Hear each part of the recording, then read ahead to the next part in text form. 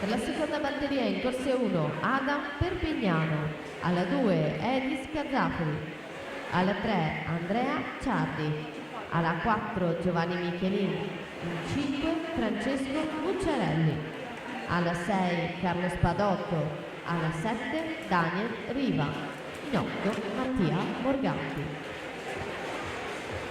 Quindi le ammesse alla finale sono Marcun Guy Serafin Strimb, Revelant Tommassini, Tellan e Anna De Boni, che ottiene l'ultimo tempo utile 1:1:55.